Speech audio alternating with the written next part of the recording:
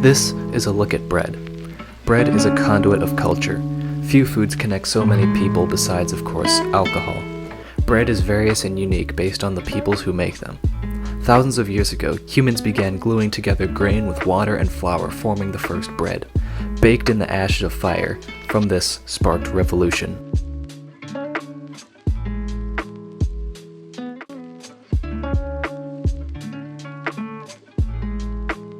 Be it Americans dropping bags of flour on the then breadless nation of Japan after World War II, or the Romans spreading their influence across Europe and Africa, bread in one way or another makes its way to almost every major culture in the world. Let's begin with flatbread. Most popular in the Mediterranean, flatbread can take many forms like Greek gyro bread or pita bread, but I will be making a neutral wheat flatbread. Often used in making gyros or a tool to eat dips like hummus or tzatziki, flatbread is great for any Middle Eastern or Mediterranean-inspired meal. For this recipe, we will need whole wheat flour, all-purpose flour, salt, sugar, and active dry yeast. There are no cut and dry measurements for this recipe in particular. It is a matter of the texture of the dough and how it appears. We have to play it by eye, and I will teach you how to do that. Water is key in this recipe. The more water in the bowl to begin with, the more bread we will produce. I heated up about 1.5 cups to 2 cups of water at about 120 degrees Fahrenheit. I chose this temperature because the water should not be so hot that it burns you, but it should also be warmer than blood temperature. If the water is too hot, it will kill the yeast and the bread will not rise. I recommend adding 1/4 cup of sugar. If you want your bread more or less sweet, add more or less sugar. It's up to your taste. There must be some sugar in the mixture, as that is what the yeast has to feast on. Now add 1/2 tablespoon of active dry yeast into the water and sugar. Cover with a towel and let sit for 10 to 15 minutes for the yeast to eat the sugar and begin to foam up.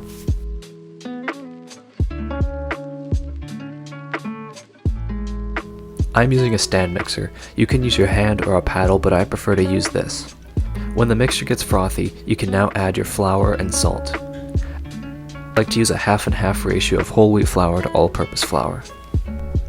Add a cup of all-purpose flour and a cup of whole wheat flour and begin mixing. From now on, keep adding 1/4 cups of the two flours until the desired consistency is reached.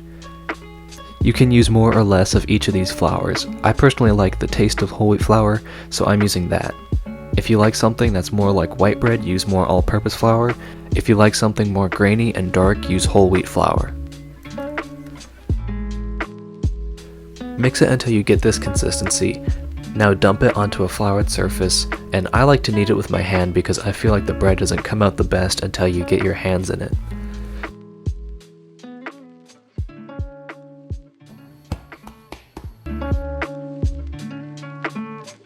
Now oil the inside of a bowl and put the dough in it. Cover with cling wrap and let sit for 1 hour to 1.5 hours so the dough can rise. After the dough has risen, punch it down and roll it out on a floured surface, where we will then cut it into equal portions.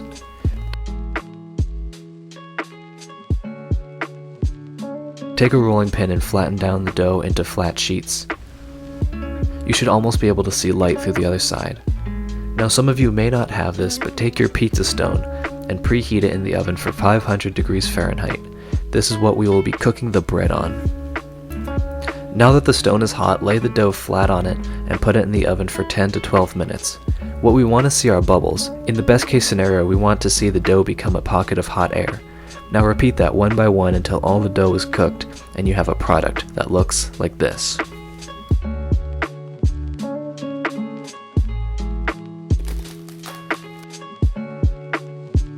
I'll have to interject. People hundreds or thousands of years ago did not have active dry yeast from Harris Teeter. Then how did they make their bread rise? Well, each person would cultivate their own yeast by growing the yeast that naturally occurs on wheat and many other things that grow. They would put sugar, flour, and water in a jar and let it sit for up to a week, and now they have living yeast that will continue indefinitely if they keep feeding it sugar and water like a pet.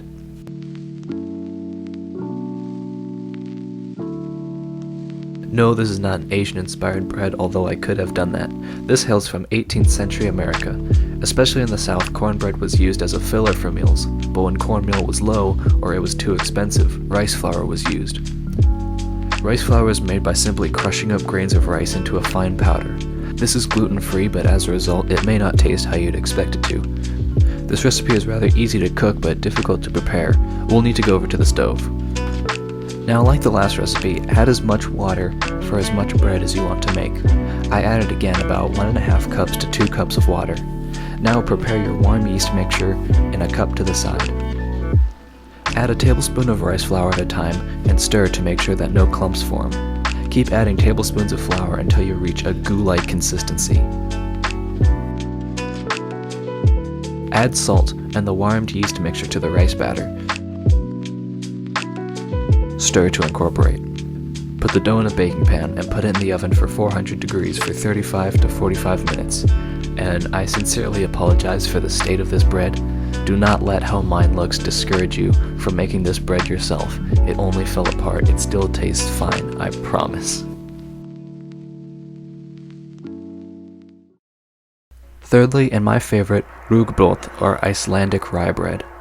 Rúgbrauð has some foreign ingredients which you may or may not have in your house, first being kefir. Kefir is a cultured milk. It tastes like yogurt or cottage cheese. You can get this at Harris Teeter. Second is golden syrup. This is not often sold outside of the UK, much less Europe.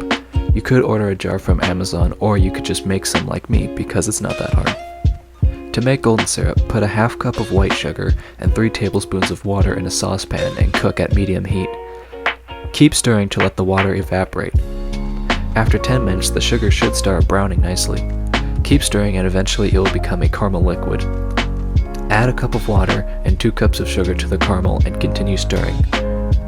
After everything has been incorporated, put some lemon juice or a piece of lemon into the syrup to prevent crystallization. You now have golden syrup. Now back to it.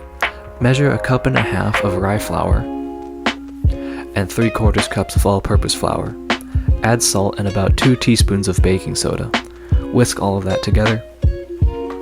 For the liquids, add 325 milliliters of unsweetened whole kefir, about half the bottle. For the golden syrup, add about a cup's worth. You can add more or less. Rúgbrauð is a very dark and not sweet bread. Now whisk the dry and wet ingredients together. The dough is so gray it's almost blue actually. Put the dough in a container with parchment paper lining it so the bread won't stick. Put the dough in the oven for 400 degrees for 30 minutes and then lower the temperature of the oven to 200 degrees and bake for 7 hours. Yes, you heard right, 7 whole hours. If you start this bread before lunch, it might be ready before dinner comes.